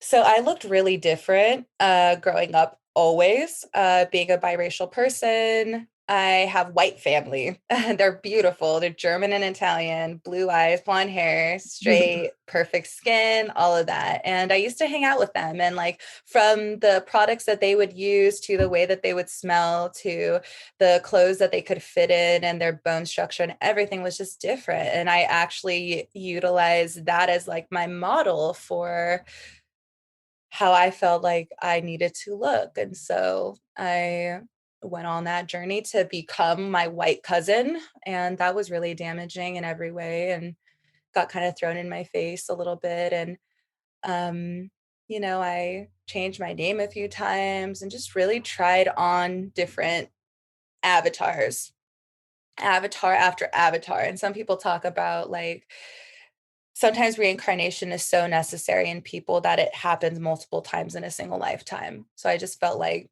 just this regeneration process over and over and almost felt like a bit feverish. I was like, I don't even know who I am. And a lot of people end up like that until they really feel comfortable with who they become and who they are becoming and who they are meant to be and who they're creating. And so I ended up going to Catholic school. So I always grew up in the church and I ended up going to Catholic school. And when I entered Catholic school, I had like side swept bangs, black rimmed glasses, crazy ass hair, kind of like emo-y, had always been living in my feelings. My parents were addicted. They're both alcoholics. My dad was addicted to cocaine. And I don't think we lived in a house for more than 2 years at a time. And I'd been molested by my grandfather from age 6 to age 10. And so I had a lot of confusion about my relationship to my body and family and who I love and what love was and what my value was. And so I came into Catholic school like kind of myself, and it all like you're ugly, ew, why are you dressed like that? Why do your hair look like that? I would like leave the lunchroom and I'd have like forks in my hair sometimes, and I'm like, dude, I just would eat in the bathroom or like go sit in the library and read or whatever. Just try to avoid social interactions at any fucking point. And then a switch came on and I was like, well, maybe if I look like them, like they will bully me less. So I straightened my hair and I like wore my really light, it's the same thing with my family too. I got called McCave woman a lot because my hair was always so wild. And so, I guess I just did what my ancestors did, was like, because the discrimination and because of the bad mouthing was so gnarly, just like fucking whiteify yourself, just assimilate and survive. That's what my dad did. So he changed his name at age 7, I found out. So, I mean, it happened even earlier for him where he felt he had to anglify his name. So I anglified myself, and I always wore my hair straight so much I just destroyed my fucking curls. And yeah, I shaved everything. I shaved my upper lip and, just tried everything to just look the part in a rich white neighborhood under the guise of Catholicism, which I didn't realize was like part of my ancestral healing, was getting kicked out of that school. I got kicked out. They kicked me out when I was 13, right before my dad died. My dad had pancreatic cancer and they kicked me out of school. And I was pretty fucking lost. And man, the path into entheogens, I don't think I really found my beauty until after I found entheogens, because I had the mascara and the eyeliner and all this shit on my face. And, I was drinking and hanging out with frat guys, and I was like giving myself to whoever. It was just a mess. And looking for that reflection. You're beautiful. You're beautiful. It's okay. Like, you're beautiful. No one, even my mom, I mean, like, she was like, why are you wearing that? She was always very proper. And she's like, why are you wearing that? I think it really starts with our moms too, is just like how we present ourselves. And, oh, your hair is really unkempt. Like, even my fiance said that about our son. Oh, his hair looks unkempt today. And I'm like, he's 2 and he has long curly hair. Like, don't you dare try to like put that on him like that. Unkempt to who? Not unkempt to me. That's just what our hair looks like. So I found LSD that night on a mountain, and I took mushrooms, and I cried all my mascara off my face. And I ate mushrooms enough times that I was like, just stopped putting on the mascara. Like, it just didn't make any sense to put something on my face that I knew was going to immediately come off. And she fucking stripped me clean. She was like, you don't need to put stuff on your face. Just come out. Like, demask, disarm yourself. This is all fake shit anyway. Like, this is a way for you to protect yourself. That's always what that costume had always been, was because I was scared of being myself. I also, and all the while wearing all this shit on me, I was massively socially anxious. And so there was a connection, because I had to show face all the time, that if anyone even saw who I really was, or if I let off a little bit of who I really was, like, the whole house of cards would come down. And that anxiety like forced me into places to be with people that I never had any business being around anyway. It wasn't that I was wrong. There's something wrong with me. It's just that I was around the wrong people, and they were making me feel very unsafe. And so after a while, mushrooms just kind of forced me into solitude. So after I sat in front of that mirror the first time and all that mascara came off, I was like, you're beautiful and you're an artist. And artists just need to look like the way that they feel good. And so I committed to that natural beauty path, and I went on my dreadlock journey. And it's a journey I had always in my heart of hearts wanted to go on. But my mom told me Jamaican people hide spirits in their hair, and there's demons in dreadlocks, because she doesn't understand anything about Afro-Caribbean culture, because she's European from Italy, and that's fine, but that's what her colonization handed down to her. And so, dreadlocks are found in India. Dreadlocks are found in India. Dreadlocks are found in Ireland. Dreadlocks are found even here among Native American tribes in North America. So it's like, dreadlocks are ancestral to so many regions of the world, and yet somehow they get associated with like blackness and like enslaved Africans and like Rastafarians and like this dirtiness. And yet they are a way of sealing our energy to ourselves. And so, when I grew my dreadlocks out, and that was a big step forward in my decolonizing my beauty way, was like, Mom, like, I need to embrace this. My dad has passed on. I have no way of connecting here. I have no black aunties. I have one black auntie, and she's far, and my mom hates her. So it's like, I don't even have that reflection around me to help like curate this way. And so I went on my lock journey, and my mom would call me, oh, when are you going to get those locks out of your hair? Like, when are you going to take that out? And I'm just like, yo, I'm feeling zero support from you. I love you, but damn, like, can you just let me be me? And I think that's just teenagers and moms, and like, the power dynamic and trusting our littles to know what they need. So I started getting my septum pierced. I pierced my lip. Like I got all these tattoos, and tattooed my hands was a really hard one because she was like, "You're never gonna, oh no, no one's gonna hire you." And I'm like, yo, if they can't deal with that, like they can't deal with me.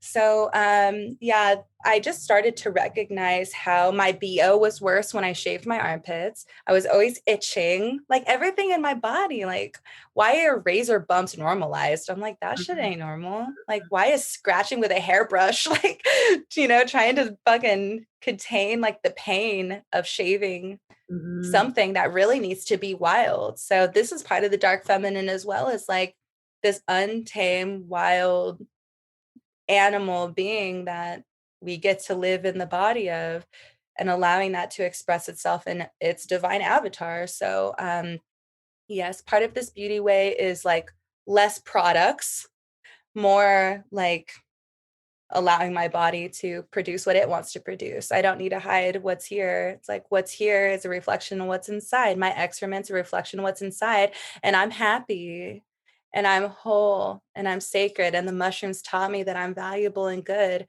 So whatever comes out of that is, I just brought my attention more inward finally and realized the beauty was going to come from there.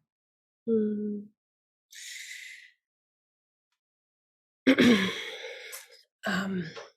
I mean, you're radiant. You're so beautiful. And I saw those photos of your father. He is a very beautiful man as well. Ashe, And your ashe. son as well. um, the body hair thing is so interesting to me because it's this never-ending game, right? You're putting this Mm, money into these plastic products, and I've spent years shaving, and I don't know, maybe I will again someday. And so, seriously, no shade, no hate, but the wasted time and energy and all mm, the plastic going into the landfill for something that clearly wants to be there, that mm, has a purpose, that there are these traditions that say, and of course it makes sense that these hairs are an extension of your nervous system. mm, mm, mhm. And the legacy and the history of the desire to destroy body hair is absolutely rooted in racism and honestly binary like gendering is like, Mhm. because most of us, if we let our hair grow, some of us rock a mustache and a unibrow and have a little hairs down on the chin area and things like that. And when like completely nude and naked, like we start looking a little bit like intersex, even asexual, like we are unified in our human body a little bit more. Like men are okay to have underarm hair, but women aren't. But if women had underarm hair, we'd be more closely associated with men because we share similar hair patterns. Same thing with the pubic hair, Mhm. and same thing with the leg hair. So it's like we're the colonization pattern really tried to do its best to design polar opposites in the way that gender and the body expresses itself. And yet for our ancestors, like queerness, gender queerness, fluidity, what arises out of pure expression is way more complicated than just this is a male body and this is a female body. So this racism around, you know, body hair is really beneficial if you don't wear clothes. It protects your areas, even the bushy eyebrows and the mustache. But if you're from Europe, where clothing is essential, right? That becomes what's considered, I guess, in a way, like civilized. You're civilized if you wear clothes. You're not civilized if you don't wear clothes. So it makes sense, like you shave in your body hair and stuff because you got your covers on. But like if you're living in sub-Saharan Africa or in South America where you have body hair to help, navigate, negotiate space, like it's very beneficial to have those things. So it's just amazing how one region's way of viewing what's good for them has now become a coverall for which the rest of the entire world must ascribe, and they become the pacemakers and the step callers for the way all of us have to rock in the world. And so decolonizing and indigenizing our beauty ways to just ask the question, like, what pace did we walk, and what ways did we step, and what did we look like before that overculture kind of came through and made its mark on us. So thank you for bringing into the conversation the sustainability problem of chasing body hair, a thing that really just wants to be and is just there to serve. And at a certain point, it stops growing, you guys. I don't know if you guys noticed, but if you let your arm hair go, it doesn't grow like the hair on your head. It doesn't just like go to your wrists.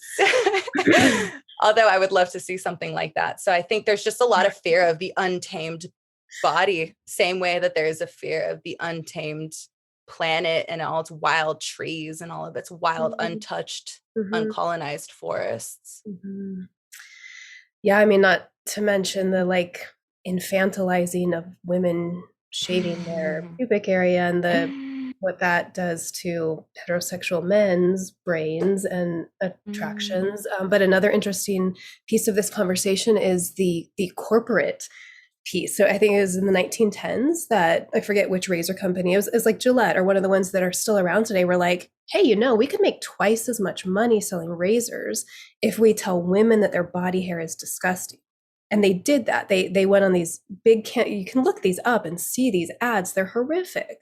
Like, ew, look at her with leg hair. You know, they're just meant to completely shame women for their bodies. I get asked sometimes, like, what products do you use? Like, what's your, and I think that's so, even like the world, like the healthy greenwash world is even still driven very much by capitalism. Like, as soon as I saw like a vegan burger, like at a fast food restaurant, I was like, this is all some fake shit. So, the truth is like any beauty that's driven by capital consumption is rooted in capital consumption and marketing. Even the healthy, natural, green stuff.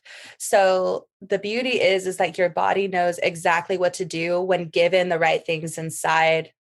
And it needs very few things on, a little rose water spray, maybe on the face to cleanse and clear and all of that. Even people ask, oh, what do you use for your menstrual, hygiene? My son uses cloth diapers. I just use this cloth diaper insert, like his pre-folds, and I just fold it up, and I don't really even like putting anything inside myself anymore.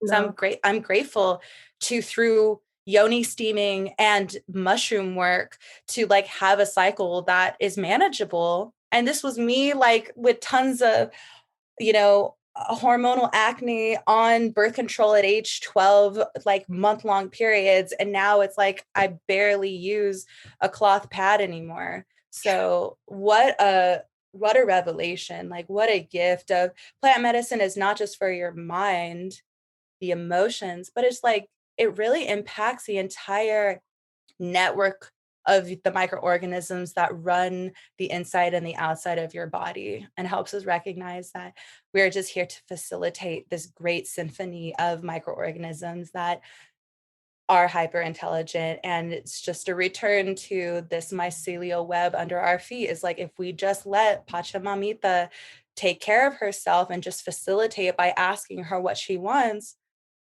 like everything else is gravy. So I didn't know that Gillette just told people that they were ugly and disgusting, but it also shows up in today's marketing. It shows up in today's kids and the way that they talk to each other. They're just walking commercials, these little ones. So it really is decolonial and indigenizing to receive wisdom and information from within.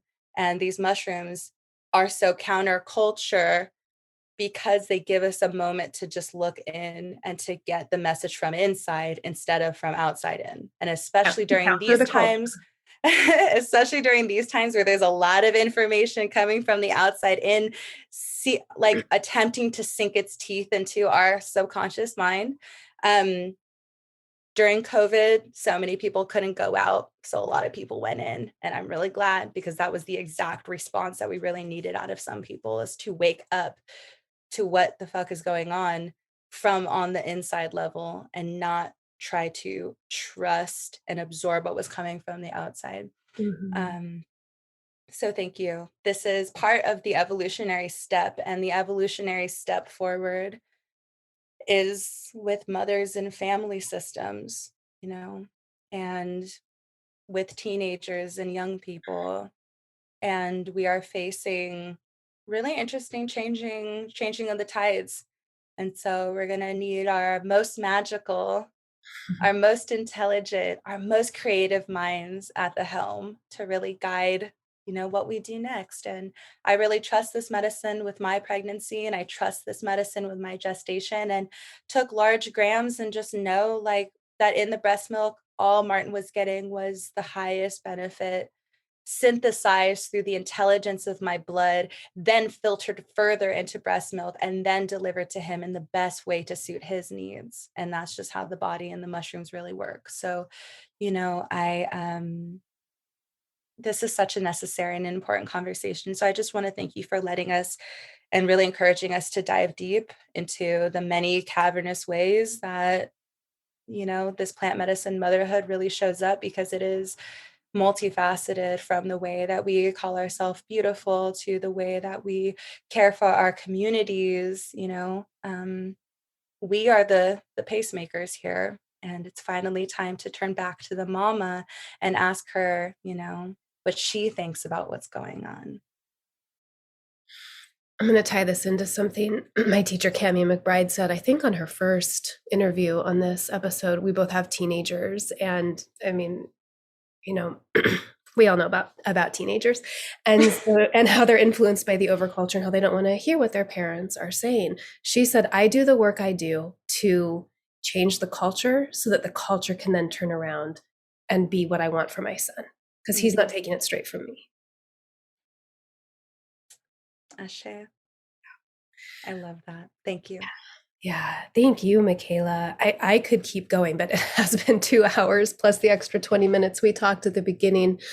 I will say, people check out Mikaela's Instagram to learn more about her birth control journey and coming back into alignment with herself and cycles. And please tell folks where they can find your ebook, where they can find more about you, what you offer, and then about this Kickstarter as well.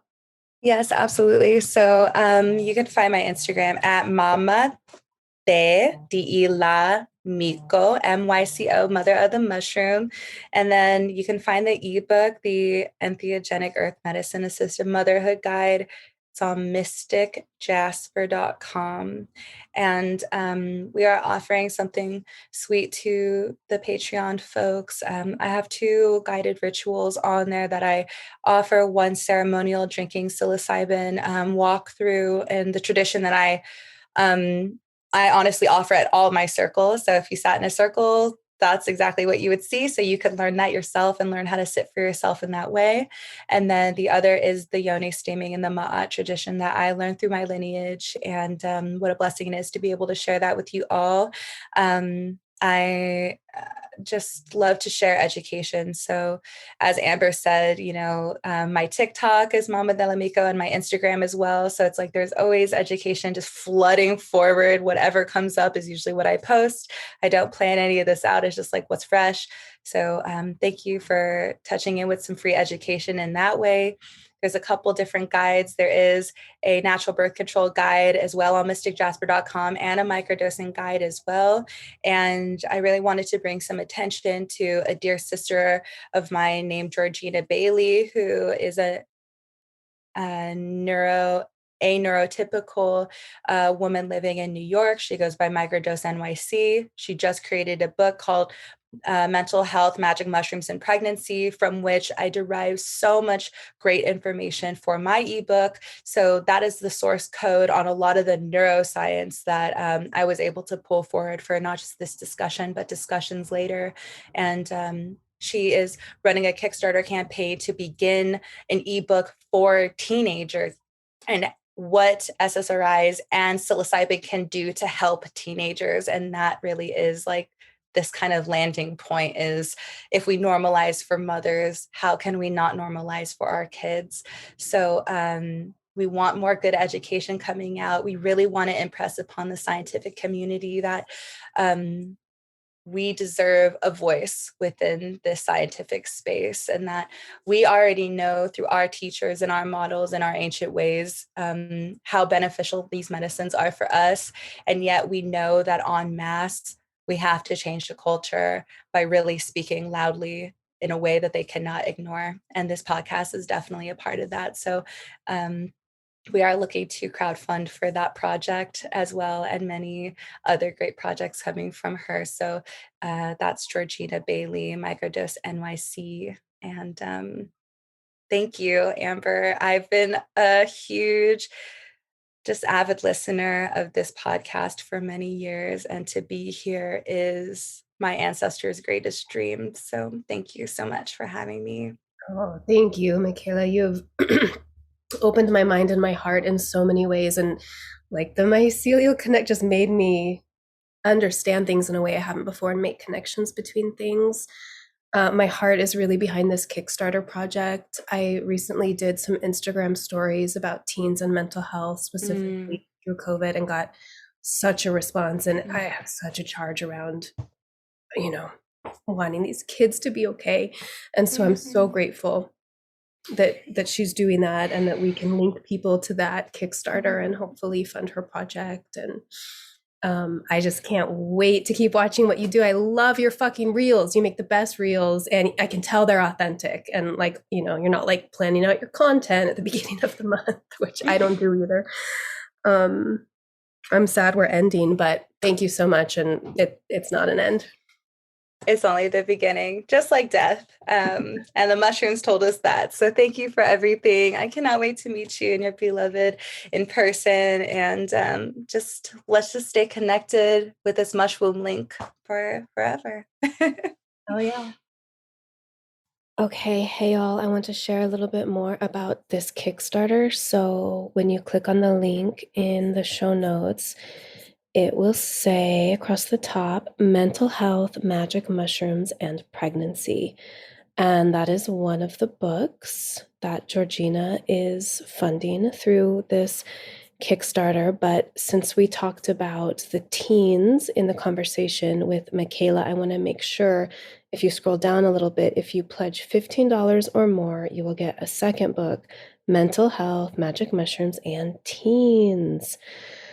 So she writes, the pandemic added to the pre-existing challenges that America's youth faced. It disrupted the lives of children and adolescents, such as in-person schooling, in-person social opportunities with peers and mentors, access to healthcare and social services, food, housing, and the health of their caregivers. In a changing world, what are the implications for our teenagers? What's the science behind the teenage brain and SSRIs? Results from the 2019 Youth Behavioral Risk Factor Surveillance System show that 18.8% of high school students seriously considered attempting suicide, and 8.9% actually attempted.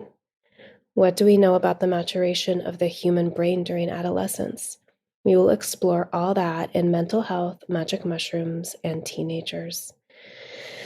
As I said, y'all, this is just so close to my heart, having a teenage daughter who is doing pretty well herself, but I am seeing just some tragic shit among her friends and in our wider community, and it's not okay. And so if you feel at all called to this, $15, and you'll get both books when they are published if this Kickstarter gets backed. You know how it works. Right now, the goal is $9,300, and they have 1,461 pledged. So there's a way to go. Please check out the link in the show notes if you are called. thank you for taking these medicine stories in. I hope they inspire you to keep walking the mythic path of your own unfolding self. I love sharing information and will always put any relevant links in the show notes. You can find past episodes, my blog, and our handmade herbal medicines at mythicmedicine.love. We've got reishi, lion's mane, elderberry, mugwort, yarrow, redwood, body oils, an amazing sleep medicine, heart medicine, earth essences, so much more than I can list there. mythicmedicine.love. While you're there, check out my quiz. Which healing herb is your spirit medicine? It's fun and lighthearted, but the results are really in depth and designed to bring you into closer alignment with both the medicine that you're in need of and the medicine that you already carry and can bring to others. If you love the show, please consider supporting it at patreon.com/medicine stories. It is so worth your while. There are dozens and dozens of killer rewards there, and I've been told by many folks that it's the best Patreon out there. We've got ebooks, downloadable PDFs, bonus interviews, guided meditations, giveaways, resource guides, links to online learning, and behind the scenes stuff, and just so much more. The best of it is available at the $2 a month level. Thank you. And please subscribe on whichever app you use. Just click that little subscribe button and review on iTunes. It's so helpful. And if you do that, you just may be featured in a listener spotlight in the future. The music that opens the show is by Marie Sue. That's MarieeSiaux from her beautiful song, Wild Eyes. Thank you, Marie. And thanks to you all. I look forward to next time.